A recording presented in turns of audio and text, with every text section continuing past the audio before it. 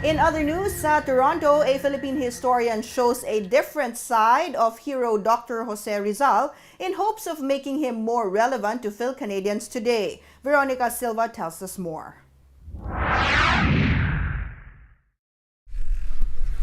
Ask today's generation of Filipino-Canadians who Dr. Jose Rizal is, and this is what you get. Do you know Dr. Jose Rizal? No. Yes, Dr. Jose Rizal is the national hero in the Philippines. So you have to know now, okay? I don't know still.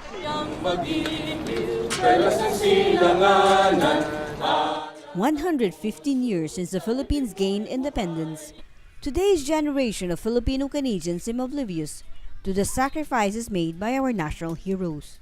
Something Philippine historian Ambeth Ocampo hopes to change as he brings Rizal closer to today's generation.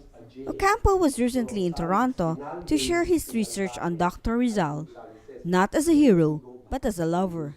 Many people think Ambeth Ocampo.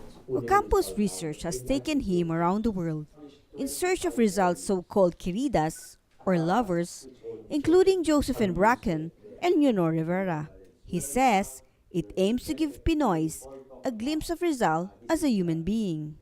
Secret to Rizal's greatness is actually his humanity, because in it we see that we can be heroes ourselves. We see in Rizal and in ourselves our capacity for greatness.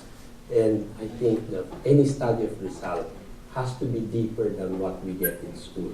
And if this is one of the ways in which we understand him, then it makes Rizal more relevant to us and to our future.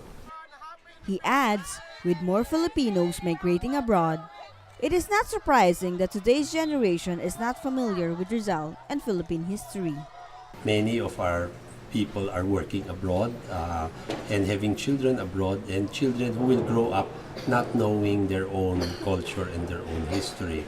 So what is important actually is that their parents actually give them a sense of their home, their homeland, and teach them their identity by teaching them history. If young Filipinos growing up abroad get to know a little bit about their country, they learn about themselves and they learn a lot about the country from which they trace their roots.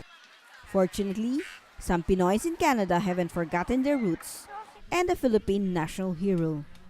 Here at Earl Bales Park, a favorite picnic spot among Filipinos, Dr. Jose Rizal is immortalized in this bus. Through this bus, hopefully, the next generation of Filipino-Canadians can get to know the Philippine national hero. Veronica Silva, ABS-CBN News, Toronto.